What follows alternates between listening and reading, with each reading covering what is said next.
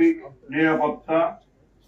ত্রয়োদশ জাতীয় সংসদের প্রথম অধিবেশনে আগত আমন্ত্রিত অতিথিবৃন্দের নিরাপত্তা এবং যানবাহন ব্যবস্থাপনা। মধ্যপ্রাচ্যে চলমান উত্তেজনার প্রেক্ষিতে ডিপ্লোম্যাটিক এলাকার নিরাপত্তা জোরদার। Bangladesh Pakistan one day cricket match সিরিজের নিরাপত্তা প্রদান সহ রাত্রিকালে ছিনতাইকারী, মাদক ও কিশোর গ্যাং নিয়ন্ত্রণে অপরাধ প্রবণ এলাকায় নিয়মিত ব্লক রেড পরিচালনার মতো বিশেষ অভিযানগুলো চলমান রয়েছে।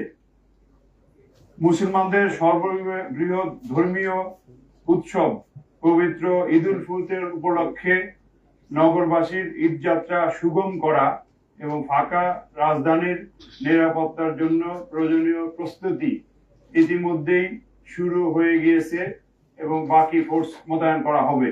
রাজধানীবাসী যেন নিরাপদে ও নির্ভাবনায় ঈদ উদযাপন করতে পারেন সেই লক্ষ্যে ঢাকা মেট্রোপলিটন পুলিশ কর্তৃক গৃহীত হয়েছে পর্যাপ্ত নিরাপত্তা ব্যবস্থা।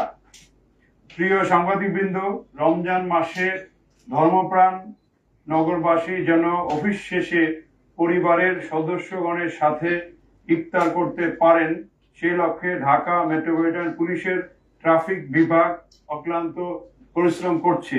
ট্রাফিক পুলিশের নিয়মিত মোতায়েনের পাশাপাশি প্রায় 6 শতাধিক অতিরিক্ত ট্রাফিক পুলিশ মোতায়েন করা হয়েছে রাজধানীবাসীকে ট্রাফিক জ্যাম থেকে মুক্ত করার জন্য। প্রিয়জনের সাথে ঈদ করতে ঢাকার বাইরে যাবেন নগরবাসীর বড় একটি অংশ।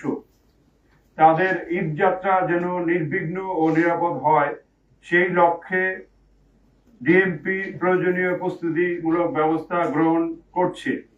আইন শৃঙ্খলা রক্ষা এবং সর্বসাধারণের যাতায়াতের সুবিধার্থে রাজধানীর 4টি বাস টার্মিনাল, 1টি লঞ্চ টার্মিনাল, রেল স্টেশন ঘিরে নেওয়া হয়েছে পর্যাপ্ত নিরাপত্তা পরিকল্পনা।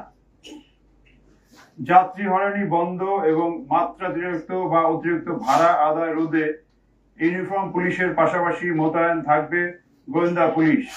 এসব টার্মিনালে পুলিশের কন্ট্রোল রুম এবং ওয়াচ টাওয়ার স্থাপন করা হবে। ঢাকা উত্তর এবং দক্ষিণ সিটি কর্পোরেশন ছাড়াও 3টি বাস টার্মিনালে ডিএমপি কর্তৃক সিসি ক্যামেরা স্থাপন করা হবে। লক্ষ গাড়ি যেন রাস্তায় নামতে না পারে সেজন্য